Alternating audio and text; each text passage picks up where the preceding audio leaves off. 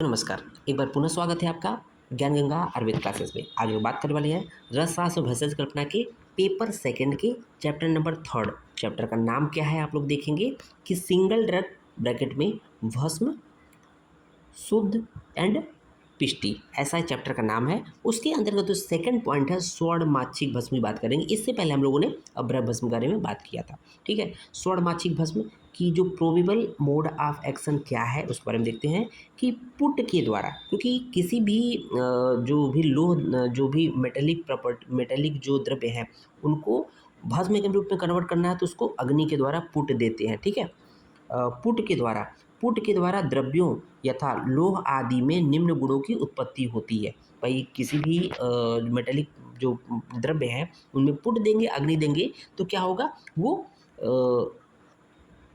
भस्म के रूप में कन्वर्ट हो जाएंगे। ठीक है, तो तब कन्वर्ट होंगे तो उसमें क्या क्या प्रॉपर्टी आएगी, तो लघुता आ जाती है, शीघ्र व्याप्त हो जाता है, दीपन का कार्य करने लगता है, मतलब दीपन एक्टिव बढ़ जाती है। उपयुक्त गुणों से युक्त होने पर यह जो भस्म होता है शारीरिक रसों में शीघ्र ही एसिमिलेट हो जाते हैं, मतलब जो शारीरिक रस होते हैं उसमें मिल जाते हैं तथा जठराग्नि को दीप्त करके अपना कार्य करती है। आधुनिक अध्ययन से के द्वारा यह ज्ञात हुआ है कि उत्तम प्रकार से निर्मित स्वर्णमाक्षिक भस्म का साइज जो होता है नैनोमीटर के रेंज में होता है, जिसका रेंज क्या होता है 50 से 200 नैनोमीटर। अतः यह अनुमान लगाया जा सकता है कि नैनो पार्टिकल्स के रूप में कार्य कर रहा होता है। अब देख लेते हैं केमिकल कंपोजिशन ऑफ सोडमार्चिक। ठीक है ना, मिक्सचर ऑफ, तो ये एक पर्टिकुलर मिक्सचर नहीं है क्योंकि भस्म के रूप में कन्वर्ट हो गया है। तो मिक्सचर ऑफ Fe2O3, FeS2 मतलब iron oxide, iron sulphide, copper sulphide और सिल्वर ऑक्साइड। ठीक है ना, तो इनका मिक्सचर होता है एक तरह से सोडमार्चिक भस्म। अब देखेंगे फार्माकोडायनेमिक्स एंड फार्माकोकाइनेटिक्स बारे में बात करेंगे। रसन समुच्चय का रेफरेंस देख रहे होंगे। मधुरः कांचनाभसी सा अम्लो रजत सन्निभ किंचित कषाय मधुर शीत पाके कटुर लघु।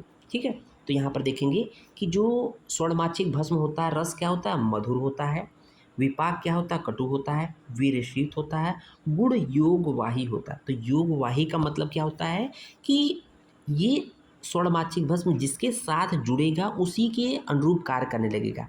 जैसे कहते हैं ना, कुछ लोग हम लोग के साथ ऐसे होते हैं बैच में कि दोनों तरफ चलते हैं, आपके साथ भी चलेगा, आपके एंटी साइड भी चलेगा, मतलब जिसके साथ हो जाएगा वो उसी की बातें करने लगेगा। तो उसको बोल, मतलब मोटा मोटा समझने के लिए ये इसी तरह से योगवाही नेचर होता है। ठीक है, एंटीऑक्सीडेंट इफेक्ट देखेंगे कि in their study done by doctor Shrikant S et al, मतलब जो भी उनकी टीम वर्क थी श्रीकांत और अन्य लोग, इट वाज फाउंड दैट स्वर्णमाक्षिक भस्म at the dose of 200 mg per kg shows reduction in MDA। अब इसको हम फुल फॉर्म देखेंगे, MDA क्या है। MDA लेवल इंक्रीजेज इन CAT, इसका भी देखेंगे activity in the same dose pattern. Inhibition of lipid peroxidation was also found and it was statistically significant when compared to CCl4 group। यहाँ देखेंगे MDA क्या है, मेलेनो मेलोन डाइल्डिहाइड। ठीक है, GHS एक टर्म आया है GHS। ठीक है, ग्लूटाथियोन, जो कि GHS मतलब ग्लूटाथियोन होता है, जो कि produced by liver and nerve cell के द्वारा प्रोड्यूस होता है। MDA is one of the end product of lipid peroxidation. Therapeutic property देख लेते हैं स्वर्णमाक्षिक भस्म की। सर्वरोगहर, वेरी वेरी इंपॉर्टेंट, सर्वरोगहर, तो टर्म क्या आया, सकल आमयग्नम, आमय व्याधिक बोलते हैं, सकल मतलब संपूर्ण, संपूर्ण प्रकार के रोगियों का नाश, इसलिए रोगों का नाश, इसलिए सर्व रोगहर बोला गया। वृक्ष होता है, रसायन अग्र होता है अर्थात श्रेष्ठ रसायन होता है।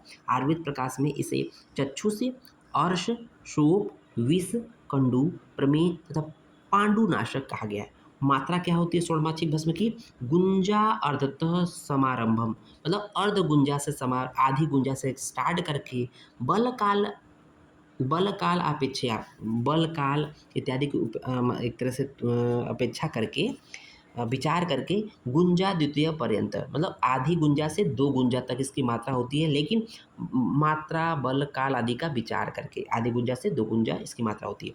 अनुपान की बात कर लेते हैं। अनुपानम वरा व्योसम। वरा किसका पर्याय है बच्चों? त्रिफला का पर्याय है। व्योस किसका पर्याय है? त्रिकटु पर्याय है। वेल्यम साज्यम ही माचिके, अर्थात त्रिफला, त्रिकटु और घृत इसके अनुपान है। पथ्य पद की बात कर लेते हैं कि जब स्वर्णमाचिक भस्म की बात कर रहे हैं तो चरक संहिता में वर्णित स्वर्णमाचिक योग, एक स्वर्णमाचिक योग है जिसका रेफरेंस है चरक चिकित्सा 16वें का श्लोक नंबर 77, 78, 80 देखेंगे तो उसके सेवन काल के समय में क्या क्या चीज़ें नहीं खानी है? कुलत्थ, काकमाची तथा कपोच। क कूक कपोत, याद करेंगे, कूक कपोत। स्वर्णमाछी के सेवन काल के समय कूक, कू फॉर कुलत्थ, का फॉर काकमाची, कपोत मतलब कबूतर, कुलत्थ काकमाची कपोत मांस का अपथ्य को सेवन अपथ्य माना गया है। ओके, काल मर्यादा की है, कितने समय तक इसका सेवन करना है। स्वर्णमाछिक भस्म, शिलाजीत, अभ्र भस्म तथा विडंग चूर्ण को शहद के साथ 1 मास तक निरंतर सेवन करने से राजक्षमा में आराम मिलता है, राजक्षमा में इम्प्रूवमेंट आता है। अशुद्ध तथा अपक्व सेवनजन्य व्याधि देख लेंगे। अशोधितम, रस्तरंगड़ी के रूप में बच्चों, अशोधितम वा अमृतम अपिशुद्धम अपशुद्धम निषेवितम माचिकम अच्छी बाधकम, अच्छी बाधकम देख रहे होंगे, ठीक है ना। मंद अनिलम, कुष्ठ हलीमक दीनम, कोष्ठ अनिलम, वैजन्यो नितांतम। तो देखेंगे अशुद्ध तथा असम्यक मारित स्वर्णमाछी सेवन से नेत्र की विकृति, अर्थात अच्छी बाधिका मतलब नेत्र के रोग, मंद अग्नि, कुष्ठ, हलीमक तथा कोष्ठ में वात प्रकोप आदि विकार होते हैं। अगर इस तरह की स्थिति पैदा हो गई, उनकी शांति के लिए उनके क्या उपाय बताए गए हैं?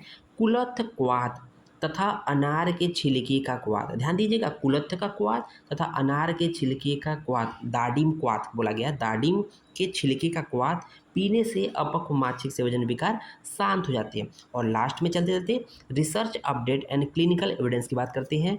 स्वर्ण माछिक contains sulphides of copper and iron and the elemental percentage is, उनका कितना परसेंटेज होता है? कॉपर 34.5% होता है, आयरन 30.5% होता है एंड सल्फर एज ए 35% होता है। XRD स्टडीज ऑफ स्वर्णमाछिक भस्म क्या है? स्वर्णमाछिक भस्म जो है 16 पुट देने के बाद जो है shows the presence of iron, oxygen, carbon, magnesium, aluminium, silica, potassium and calcium. इस तरह से ये टॉपिक कंप्लीट होता है। उम्मीद है वीडियो पसंद आया होगा। धन्यवाद। जय हिंद, जय भारत।